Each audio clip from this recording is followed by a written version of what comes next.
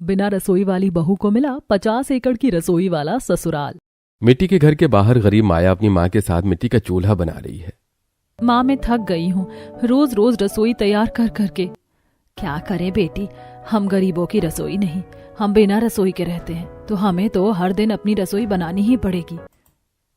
माँ, क्या आप भी ऐसे ही संघर्ष पूर्व अपनी रसोई तैयार करती थी? नहीं बेटी, पहले ऐसा कुछ नहीं था। हमारा खुद का घर था और घर के अंदर ही हमारी छोटी सी सुंदर रसोई भी थी। लेकिन फिर तेरे पापा को लंग कैंसर हो गया और उनका इलाज करते करते मेरी वो जमीन बिक गई और तेरे पापा भी चल बसे। तब से ही। अरे माँ, चुप हो जाइए। अच्छा, आपको मेरी कसम है, चुप हो जाइए। लीजिए, चाय पीजिए। अब चाय देखकर माया झूठे बर्तनों को हैंडपंप के नीचे धोती है, फिर कुछ सब्जियों को काट कर अपनी माँ के लिए खाना बनाती है। माँ, खाना खा लीजिए, मैं जा रही हूँ मंदिर। ठीक है, रख दे मेरा खाना निकाल कर, मैं अभी खाती हूँ। जरा अपनी ये पुरानी साड़ी सिल लूं। महिमा की बेटी मंदिरों में साफ सफाई और लोगों के उतरे हुए चप्पलों को साफ करती थी और पंडित के द्वारा मिले पैसों से अपना और अपनी माँ का पेट पालती थी। माया दोपहर को मंदिर में का काम खत्म करके बाजार से कुछ हरी सब्जियां खरीद कर घर आती है। घर पहुंचते ही माया देखती है कि एक गाय उसके चूल्हे को अपने पैर से तोड़ रही है। चारों तरफ उसके बर्तन मसाले के डिब्बे बिखरे हुए हैं। सत्यानाश हो, इस गौ माता ने तो मेरी सारी रसोई तोड़ ताड़ कर रख दी। पहले सारा दिन मंदिर में काम करो, फिर घर आकर जब भूख लगी हो तो चूल्हा बनाकर खाना बनाओ। बिना रसोई की जिंदगी बिताना बहुत मुश्किल है बाबू मुशाए। अब माया गाय को वहां से भगाकर दोबारा मिट्टी लाकर फिर से चूल्हा बनाती है, फिर सारे बिखरे बर्तनों को उठाकर धोती है और फिर उन्हें अपने घर के बाहर ही सजा देती है। तभी अंदर कमरे से माया की माँ उठकर बाहर आती है। माया बताती है कि गौ माता ने कैसे उसकी सारी रसोई खराब कर दी थी। क्या करूं बेटी, इन गाय भैंसों ने तो और दिमाग खराब कर रखा है। थोड़ी देर दोपहर की नींद क्या लेने गई, इन्होंने तेरी सारी रसोई तोड़ दी। अब जहां माया अपने गरीब माँ के साथ बिना रसोई के घर में संघर्ष का सामना कर रही थी, वहीं उसके गांव से थोड़ी दूरी पर एक ऐसा परिवार रहता था जिनकी रसोई 50 एकड़ की जमीन पर बनी हुई थी। उस रसोई में विशाल सोने के दरवाजे लगे थे।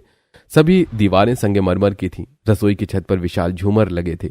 सामने की पूरी दीवार जमीन से छत तक कांच की बनी हुई थी, जहां से बाहर का बगीचा साफ दिखता था। माँ, दादी कह रही हैं कि उन्हें रात के खाने में मलाई चाप, मिक्स वेज, दाल मखनी और पुलाव खाना है। अरे अरे, थोड़ा सांस ले लो, उसके बाद बोलना। अरे वो हॉल से इस 50 एकड़ की रसोई में आते आते मेरी सांस फूलने लगी। माँ, मेरे तो पसीने ही छूट गए। हालत तो मेरी भी खराब ही हो रही है, क्योंकि इस रसोई में कुछ भी पास नहीं है, सब मीलों दूर है। ऊपर से तुम्हारी दादी इतनी फरमाइश करती हैं। दादी तो कुछ समझती ही नहीं है, ना इस रसोई में कोई नौकर रखती हैं। मुझे तो लगता है माँ, अब हमें अपने बड़े भैया की शादी करवा देनी चाहिए। देखते हैं, करनी तो होगी ही शादी। अब कुछ देर के बाद खाना बनाकर कलावती अपने 50 एकड़ की रसोई से सारा खाना लाकर डाइनिंग टेबल पर परोसती है और खाना टेबल पर रखते रखते कलावती तेज तेज सांस लेने लगती है। माँ, आप ठीक तो हो ना? हाँ माँ, आपकी सांसें तो बहुत तेज चल रही हैं। बेटा, मेरी उम्र हो गई है और अब मुझसे ये 50 एकड़ की रसोई संभाले नहीं संभलती। माँ, हम इस 50 एकड़ की रसोई को नॉर्मल रसोई की तरह क्यों नहीं बना लेते? हाँ दैया, नहीं, घोर अपशगुन, ये हमारी पुश्तैनी रसोई है, इसको नहीं बदल सकते। जो जैसा है वैसा ही रहेगा। अच्छा ठीक है, आप सब लोग खाना खा लो, फिर कल हमें कुलदेवी के मंदिर भी जाना है। मैं नहीं जा पाऊंगा, मुझे ऑफिस में काम है। मैं भी नहीं आ पाऊंगा माँ। कोई बात नहीं, हम सभी बहू बेटियां ही कुलदेवी के मंदिर चले जाएंगे।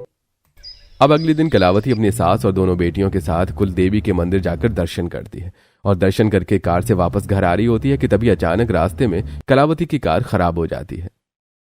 बड़ी मालकिन, गाड़ी की कंडीशन खराब हो गई है, इसलिए अब इसकी सर्विस करवानी होगी। अरे, अगर गाड़ी की सर्विस होगी तो हम घर कैसे जाएंगे? मालकिन, इधर सीधे हाथ की तरफ एक रास्ता जाता है। रास्ता कच्ची गलियों का है, लेकिन इस रास्ते से जाने पर हमारी कोठी जल्दी आ जाएगी। अब कलावती देवकी और उसके दोनों बेटियां कच्चे रास्ते से चलकर अपने घर की तरफ आ रही होती हैं कि तभी उन सबकी नजर गरीब माया के ऊपर पड़ती है। माया बेजुबान जानवर और लाचार औरत को खाना खिला रही होती है। माँ जी, ये लीजिए, आप एक और रोटी खा लीजिए। नहीं बेटी, बस मेरा पेट भर चुका है, बची रोटियां तुम इस बेजुबान कुत्ते को खिला दो। दूसरी तरफ से दूर से कलावती, माँ जी, ये लड़की कितनी प्यारी है और इसके मन में कितनी ममता की भावना है। ये तो एक माँ की तरह उस लाचार औरत को और उस बेजुबान जानवर को खाना खिला रही है। हाँ, सही कहा तुमने। और इसकी रसोई भी देखो घर के बाहर है, मतलब इनकी कोई रसोई नहीं है। कितनी परेशानी से इसने ये खाना बनाया होगा और बिना सोचे समझे इसने सारा खाना बेजुबान जानवर और उस लाचार औरत को खिला दिया। अब सारा परिवार अपने घर में आ जाता है। घर आकर कलावती सबके सामने उस लड़की की चर्चा करती है। जब लड़की इतनी होनहार और समझदार है तो हमें उस लड़की को इस घर की बहू बनाने में देरी नहीं करनी चाहिए। तुम्हारी बात सही है बेटा शंभू, पर वो लड़की गरीब घर से है। वह अपनी छोटी रसोई तो संभाल लेती थी, पर वो हमारी 50 एकड़ की रसोई संभाल पाएगी? माँ, जिस लड़की के अंदर लोगों को समझने की कला होती है वो लड़की हर चीज संभाल ही लेती है। अब कलावती का सारा परिवार माया को अपने घर की बहू बनाने के लिए तैयार हो जाता है, जिसके बाद 1 से 2 दिन बाद कलावती अपने परिवार वालों के साथ शगुन का सामान लेकर माया के घर पहुंचती है। अब कलावती कार से पैसों की थाल लेके निकलती है। देव की कार से सुहाग का जोड़ा लेके निकलती है। दोनों बेटियों के हाथ में फल और फूल होता है। सभी लोग अब माया के घर में घुसते हैं। अरे आप लोग कौन हैं? लगता है आप लोग किसी गलत पते पर आ गए हैं। आपको कहाँ और किसके घर जाना था, एक बार बताइए तो। अरे हमें कहीं और नहीं, तुम्हारे घर ही आना था और हम बिल्कुल सही पते पर आए हैं। अच्छा, आप लोग अंदर आइए, बैठिए। महिमा सबको कुर्सी पर बिठाती है।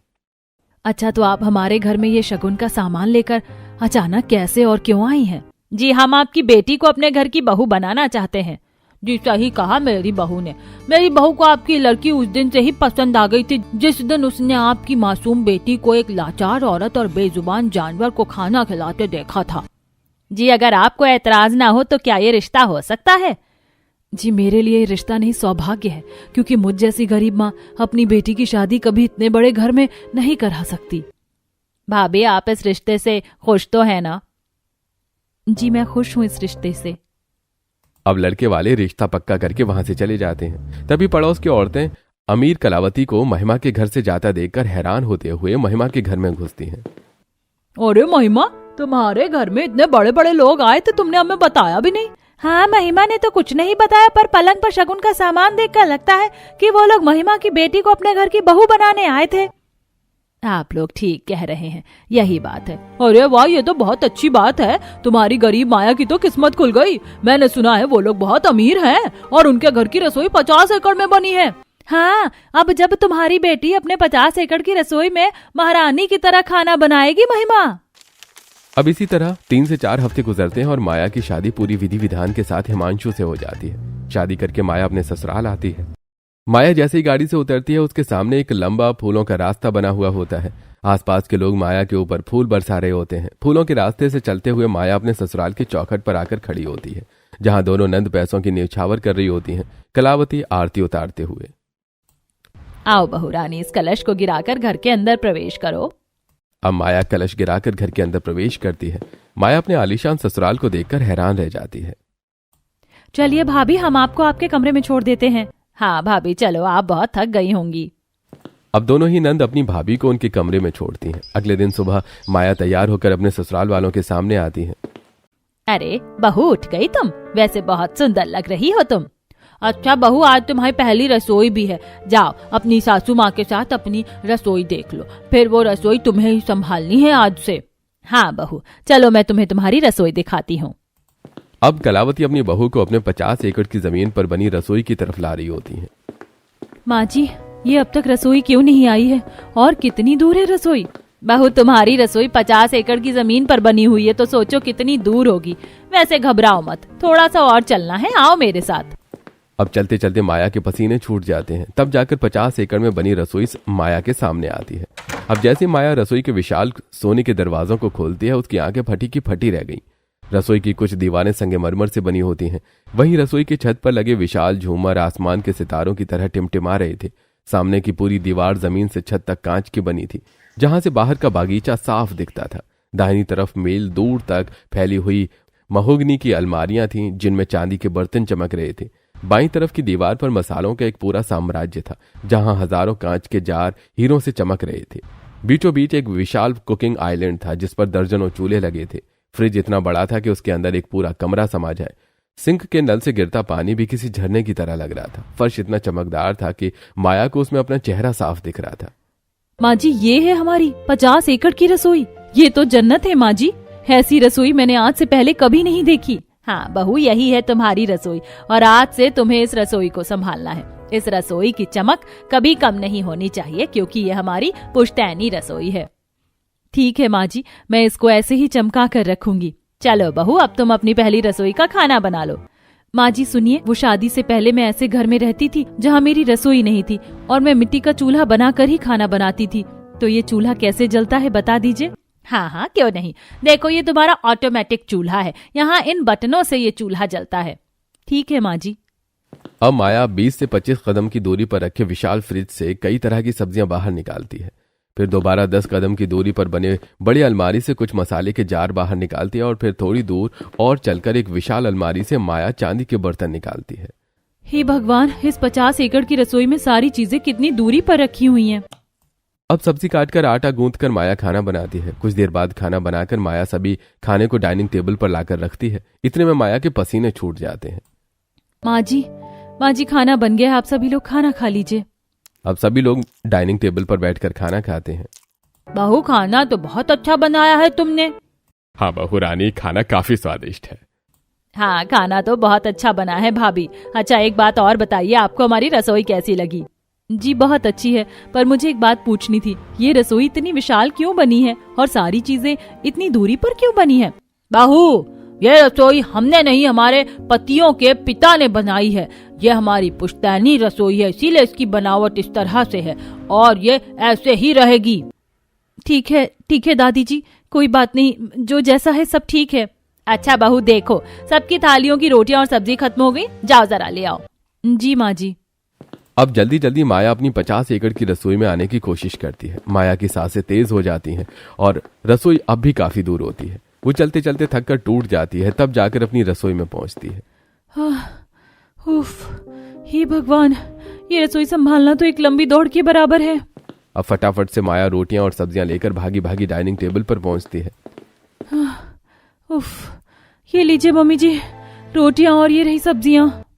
शंभू रोटियों को पकड़ के, बहू रोटी लाते लाते बहुत ठंडी हो गई है, पैरों की रफ्तार थोड़ी तेज करो। हम लोगों को गरम गरम रोटी खाने की आदत है। जी ठीक है पापा जी, मैं कोशिश करूंगी कि मैं जल्दी ही रसोई से डाइनिंग टेबल पर आ जाया करूं। अब खाना खिलाकर माया सभी झूठे बर्तनों को रसोई में लेकर आती है और विशाल सिंक के नीचे सभी झूठे बर्तनों को धोने लगती है। तभी पीछे से कलावती आती है। बहू, ये चांदी के बर्तन है, इसको इतनी सफाई से धोना कि इसकी चमक कम ना हो। और सुनो, बर्तन धोने के बाद ये पूरी रसोई में झाड़ू लगाकर इसे साफ कर देना। हाँ माँ जी, मैं साफ कर दूंगी सब कुछ, आप चिंता मत कीजिए। अब रगड़ रगड़ कर माया चांदी के बर्तन धोती है और फिर उन्हें कैबिनेट में सजाती है। उसके बाद झाड़ू लेकर माया 50 एकड़ की जमीन पर बनी रसोई को चारों तरफ से झाड़ने लगती है। इस दौरान माया की कमर दर्द से फटने लगती है। हे भगवान, ये काम कब खत्म होगा रसोई का? मेरी तो कमर दर्द से फट रही है। अब साफ सफाई करके माया अपने कमरे में आराम करने की सोचती है। माया अपने कमरे में जाकर थोड़ी देर लेटती ही है कि तभी वहां कलावती आ जाती है। अरे बहू, तुम आराम करने आ गई, दोपहर का खाना नहीं बनाओगी? अरे पर अभी तो आप लोगों ने खाना खाया और अभी दोपहर होने में भी वक्त है। बहू, इतने बड़े घर में चलते फिरते सारा खाना पच जाता है, इसीलिए जाओ दोपहर के खाने की तैयारी भी लगे हाथ ही कर लो। अब फिर से माया अपनी लंबी चौड़ी रसोई में आती है और सबके लिए दोपहर का खाना बनाती है। फिर सबको खाना खिलाने के बाद माया फिर से झूठे बर्तन धोती है। चलो, अब तो इन लोगों ने दोपहर का खाना भी खा लिया। अब थोड़ा बैठ जाती हूँ क्योंकि इस 50 एकड़ की रसोई में चलते चलते मेरे घुटने टूट चुके हैं दर्द से। अब माया आकर हॉल के सोफे पर बैठती है और थकान के कारण उसकी आंखें बंद हो जाती हैं। तभी वहां पर देवकी आती है। अरे बहू, शाम हो गई है, जाओ सबके लिए चाय बना लो, उठो, लेटी क्या हो? जी दादी जी, अभी बनाकर लेकर आती हूँ। अब माया रसोई में आती है और सबके लिए चाय बनाती है। कुछ देर बाद चाय लाकर माया सबको देती है। ये क्या भाभी, आपने तो ठंडी ठंडी चाय पकड़ा दी हमारे हाथों में। चाय का मजा तो तब आता है जब चाय गर्म और कड़क हो। हाँ भाभी, चाय बहुत ठंडी है। बहू, ऐसी ठंडी चाय मैंने आज तक अपने परिवार में किसी को नहीं पिलाई। और तुम्हें कहा था ना मैंने, अपने पैरों की रफ्तार थोड़ी तेज करो। इतनी धीरे धीरे आओगी तो खाने पीने की चीजें आधे रास्ते में ही ठंडी हो जाएंगी। जाओ अब दोबारा से चाय बनाकर ले आओ हमारे लिए। जी मैं अभी इन्हें गर्म करके लेकर आती हूँ। अब माया रसोई में आकर चाय गर्म करती है और फटाफट उसे कप में छानकर भागती हुई हॉल में आ रही होती है, जिससे चाय की कुछ छींटें माया के ऊपर गिरने लगती हैं। ये चाय तो मेरे ऊपर ही गिर गई, लेकिन अगर मैं धीरे धीरे चली तो ये चाय आधे रास्ते में ही ठंडी हो जाएगी। अब जलते हाथों से माया चाय लेकर सबको चाय देती है। शाबाश बहू, ऐसे ही तुम्हें हमें गरम गरम चीज बनाकर खिलानी पिलानी है। अब सभी लोग चाय पीते हैं। इसके बाद माया फौरन ही जाकर रात के खाने की तैयारी करने लगती है और सबको रात का खाना खिलाने के बाद आराम करती है। इसी तरह से 10 से 15 दिन गुजरते हैं और माया की हालत 50 एकड़ की रसोई में दिन पर दिन खराब होने लगती है। अब माया इस बारे में घर वालों से बात करती है। माँ जी, ये 50 एकड़ की रसोई अब मुझसे अकेले संभाली नहीं जा रही है। अगर आप इस रसोई में 1 से 2 नौकर या फिर घर के ही किसी सदस्य को बोलिए ना कि वो मेरी मदद करवा दिया करे। बहू, कौन तुम्हारी मदद करवाएगा? मेरी तो उम्र हो गई है, वरना तो पहले सभी चीजें मैं ही करती थी। तुम्हारी नंद भी पढ़ने लिखने वाली हैं, उनके पास कहाँ इतना टाइम है कि वो 50 एकड़ की रसोई संभालें। माँ जी, तो हम नौकर क्यों नहीं रख लेते रसोई को संभालने के लिए? बस साफ सफाई ही कर ले नौकर, बाकी का काम मैं खुद कर लूंगी। खबरदार बहू, जो इस घर में नौकर लाने की बात की तो ये रसोई हमारी पुश्तैनी रसोई है और इस रसोई में घर की बहू बेटियां ही जा सकती हैं और कोई नहीं। आज मेरी बहू भी इस रसोई को संभालकर उतना ही परेशान हो रही है जितना मैं हुआ करती थी, पर मैं मजबूर हूँ, कुछ नहीं कर सकती। माँ जी ने मेरे टाइम पर भी इस घर में कोई नौकर नहीं रखा था, तो मैं अपनी बहू के लिए कैसे ही कोई नौकर की व्यवस्था कर सकती हूँ। हाँ बहू, माँ जी सही कह रही है। पर माँ जी, दादी जी, मैंने अपनी तरफ से पूरी कोशिश की है रसोई को संभालने की, लेकिन मुझसे नहीं हो पा रहा है। तबीयत भी ठीक नहीं रहती और तो और काम करते करते इतना थक जाती हूँ कि खाना खाने का भी होश नहीं रहता। बहू, हमने तुम्हारे अंदर समझदारी देखी थी, इसीलिए तो हमने तुम्हें इस घर की बहू बनाया है। दादी जी, मैं आपकी बातों से संतुष्ट और खुश हूँ कि आपने मेरी समझदारी देखी, लेकिन इस बात का दुख हो रहा है कि आपको मेरी परेशानी नहीं दिख रही है। समझदार इंसान भी थकता है दादी जी। बहू, अब तुम जबान लड़ा रही हो। देखो, अगर रसोई संभाल सकती तो ठीक है, वरना अपने घर चली जाओ। ये सुनकर गरीब माया चुप हो जाती है, क्योंकि उसे पता था कि अगर वो ससुराल छोड़ेगी तो उसकी माँ की बदनामी होगी। अब माया चुपचाप रसोई में आकर सबके लिए खाना बनाने लगती है और खाना लेकर पहुंचते पहुंचते माया काफी लेट हो जाती है। अरे ये सब क्या है माया? माया, इतनी देर से खाना लेकर क्यों आई हो? ऑफिस को भी लेट हो रहा है, कब खाना खाऊंगा, कब ऑफिस जाऊंगा? हाँ भाभी, आप बहुत धीरे धीरे काम करती हो, थोड़ा तो जल्दी काम किया करो ना। देवर जी, मेरी तबीयत थोड़ी ठीक नहीं है, वरना तो 1 महीने से मैं ही इस रसोई को संभाल रही हूँ। अच्छा ठीक है भाभी, आपने मेरा टिफिन पैक कर दिया क्या? पहले आप मेरा टिफिन पैक कर दीजिए। ठीक है, मैं अभी कर देती हूँ। मेरे लिए रोटियां लेते आना बहू, और मेरे लिए थोड़ी सी दाल। ठीक है, अभी लेकर आती हूँ। अब माया फटाफट रसोई में जाकर अपनी दोनों नंद का टिफिन पैक करती है। हे भगवान, टिफिन पैक करते करते तो रोटियां सारी खत्म हो गई। माँ जी ने रोटियां मंगाई थी, अब मुझे दोबारा रोटियां सेकनी होंगी। अब माया फटाफट तवे पर रोटियां सेकती है कि तभी उसका हाथ जल जाता है।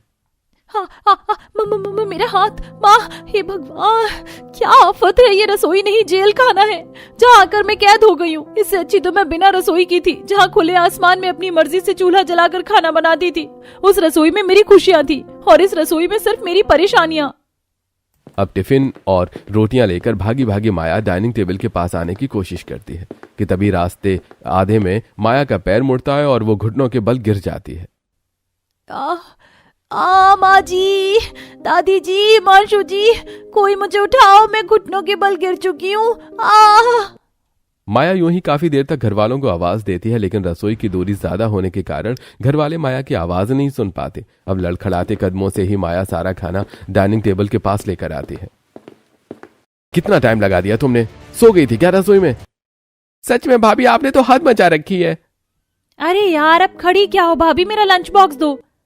ये लोग मेरे साथ ऐसे कैसे बर्ताव कर रहे हैं, जैसे इन लोगों को बहू नहीं, इनकी रसोई संभालने वाली कोई नौकरानी चाहिए थी। और मैं इतनी देर से इन लोगों को दर्द में आवाज दे रही थी, क्या इन्हें मेरी आवाज सुनाई नहीं दी? या ये लोग जानबूझकर मेरी आवाज को अनसुना कर रहे थे? बहू, कहाँ खो गई हो? रोटियां डालो प्लेट में। जी माँ जी। इसी तरह कुछ हफ्ते गुजरते हैं। धीरे धीरे माया को एहसास हो जाता है कि वो अपने ससुराल की बहू नहीं, बल्कि 50 एकड़ की रसोई संभालने वाली कोई नौकरानी है। अब इस विषय पर माया अपने पति से बात करती है। हिमांशु जी, देखिए, मैं अकेले इतनी लंबी चौड़ी रसोई को संभालते संभालते बहुत परेशान हो जाती हूँ, और माँ जी भी ना तो इस घर में कोई नौकर रख रही हैं, ना ही खुद आकर मेरी मदद करवाती हैं। तुम्हारा दिमाग खराब है? माँ की उम्र दिखाई नहीं देती तुम्हें? अब ऐसी उम्र में मेरी माँ तुम्हारी मदद करेंगी? और तुम्हारी बहनें, उनका क्या? वो भी मुझे उस 50 एकड़ की रसोई में झांकने तक नहीं आती हैं। वो पढ़ती लिखती है माया, और तुम इस घर की बहू हो तो तुम्हें चीजें खुद ही हैंडल करनी पड़ेंगी। इससे पहले मेरी माँ करती थी और उससे पहले दादी जी।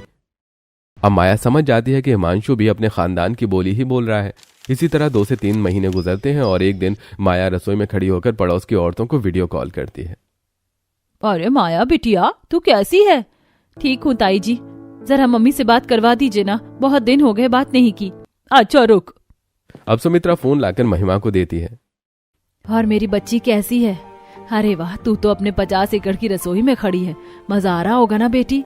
नहीं माँ, शुरू में तो सब अच्छा लग रहा था, लेकिन धीरे धीरे पता चला कि ये चकाचौंध भरी जिंदगी इंसान को अंदर से दीमक की तरह खाती चली जाती है और अंत में इंसान अंदर से खोखला हो जाता है। बेटी, तू ठीक तो है ना? अरे नहीं, मुझे ये सब माँ से नहीं कहना चाहिए था, वो घबरा रही हैं। अरे घबरा गई ना माँ, मजाक कर रही थी मैं। बहुत बहुत खुश हूँ अपने ससुराल में, और ये रसोई, ये तो मेरी पहचान बन चुकी है। ओह, तूने तो मुझे डरा ही दिया था। चल ध्यान रख अपना, मैं फोन रखती हूँ। इसी तरह एक दिन माया जल्दी जल्दी खाना बनाकर डाइनिंग टेबल पर लगाने आ रही होती है कि तभी माया का पैर मुड़ता है और वो सोने के विशाल दरवाजे से टकरा जाती है। माया जमीन पर गिरती है और उसके सिर से खून निकलने लगता है। कोई है, मुझे बचाओ, कोई मेरी आवाज सुन रहा है, कोई तो आओ, मेरे सर से खून निकल रहा है। माया तकलीफ में घर के सभी सदस्यों को आवाज देती है, लेकिन माया की आवाज कोई नहीं सुनता। वहीं डाइनिंग टेबल पर बैठे हुए सदस्य, अरे यार, आज फिर से भाभी ने लेट कर दिया। 2 दिन ठीक रहती हैं, तीसरे दिन फिर से वही हाल। क्या करूं, मैं तो परेशान हो गया हूं अपनी पत्नी से। चलो जरा आज देख कर ही आते हैं कि ये क्या कर रही है रसोई में।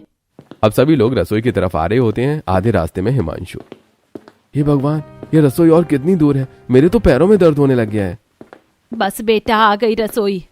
अब सभी लोग माया को डांटने के लिए रसोई में आ रहे होते हैं, लेकिन माया दरवाजे पर ही बेहोश गिरी हुई होती है। उसके सिर से खून निकल रहा होता है और चारों तरफ खाना बिखरा होता है। अरे माँ, ये क्या हो गया? माया के सिर से तो खून निकल रहा है, माया बेहोश है और ये चारों तरफ खाना गिरा। देखकर लगता है कि माया हमारे लिए खाना लेकर आ रही थी। अरे कोई डॉक्टर को बुलाओ।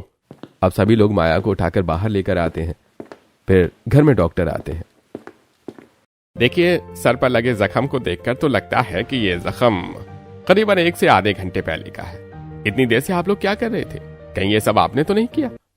नहीं डॉक्टर, ऐसा कुछ नहीं है। दरअसल हमारी रसोई 50 एकड़ की जमीन पर बनी हुई है, जिसके कारण रसोई की आवाज बाहर तक नहीं आ पाती है। हो सकता है बहू ने हमें आवाज दिया होगा, पर हमने कुछ सुना नहीं। अच्छा ठीक है। वैसे मैं आपको बता दूं कि अगर 2 से 3 मिनट की और देरी होती तो आपकी बहू अपनी प्राण भी त्याग सकती थी।